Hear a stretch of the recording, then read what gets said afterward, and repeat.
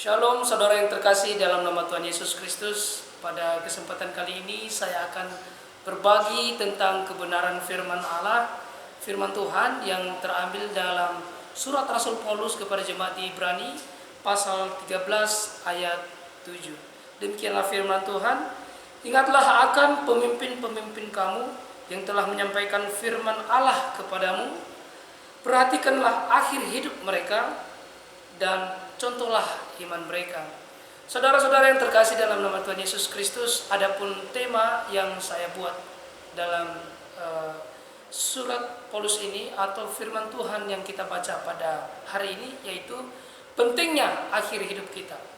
Saudara-saudara yang terkasih dalam nama Tuhan Yesus Kristus, sekali saya menonton film sinetron, dan ketika saya menontonnya, saya melihat tokoh-tokohnya, dan salah seorang ada tokoh yang awalnya adalah baik, namun ketika dia dikecewakan oleh seseorang, akhirnya dia menjadi antagonis dan menjadi akhir hidup yang baik. Tentunya kita harus menjadi orang-orang yang protagonis. Artinya apa? Bahwa kita harus konsisten dengan perbuatan baik kita. Saudara-saudara yang terkasih dalam nama Tuhan Yesus Kristus, adapun topik pembahasan kita pada malam hari ini yaitu pada saat ini yaitu bagaimana supaya kita memiliki akhir hidup yang baik. Di pasal 13 ayat 7 tadi dikatakan di sana, ingatlah akan pemimpin-pemimpinmu dan contohlah mereka bagaimana mereka menyampaikan firman Tuhan dan seperti apa hidup mereka menghidupi firman Tuhan itu. Jadi saudara yang terkasih dalam Tuhan Yesus Kristus, apalah artinya jika firman Tuhan disampaikan tetapi tidak menghidupinya. Saudaraku yang terkasih dalam Tuhan Yesus Kristus, pemimpin-pemimpin pemerintah Injil yang dikatakan oleh Paulus di sini yaitu para rasul. Karena Rasul Paulus pada waktu itu hidup pada zaman para rasul. Jadi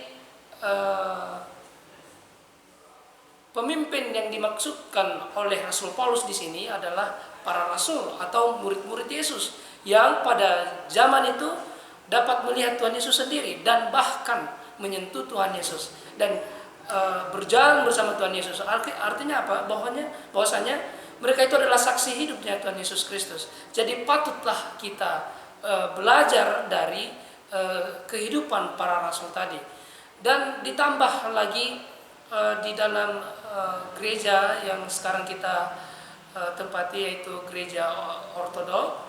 Dan di Ortodok, bagi gereja Ortodok, kisah para rasul itu belum berhenti.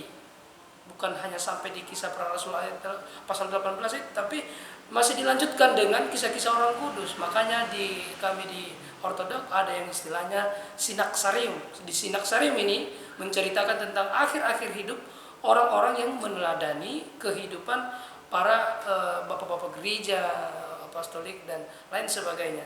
Dan di sini Rasul Paulus mengatakan bahwasanya kita itu harus hidup meneladani para pemimpin kita yang memberitakan firman Tuhan. Jadi penting sekali kita mempelajari atau punya patokan seperti mereka. Dan di sini juga kita diingatkan bahwasanya public figure itu sangat penting.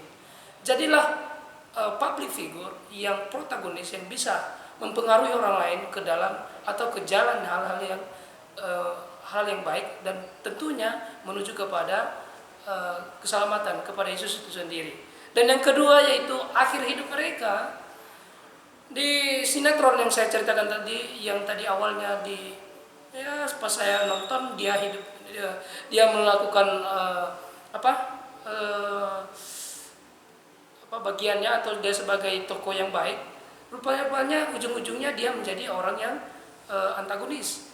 Jadi di sini yang dituntun kepada kita itu kekonsistenan kita, mampu nggak kita mempertahankan perbuatan baik kita, atau hanya sebatas itu doang. Jadi pas dia mengasih sesuatu, kita kasih sesuatu, terus cuma montok di situ, kita nggak bisa melakukan hal yang lain lagi. Jadi di sini kita diajarkan bahwasanya kita harus konsisten dengan perbuatan baik kita. Apalagi bantuan-bantuan dari teladan hidup para rasul, para orang-orang kudus kita, orang suci kita itu membuat kita atau termotivasi untuk melakukan juga hal baik seperti mereka, dan kita contohlah akhir hidup mereka.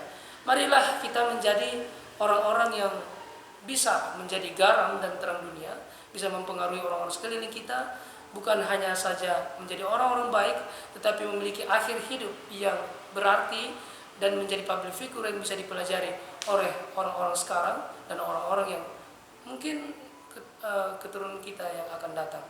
Dan inilah firman Tuhan yang bisa saya sampaikan pada malam hari ini. Jadilah teladan dan shalom.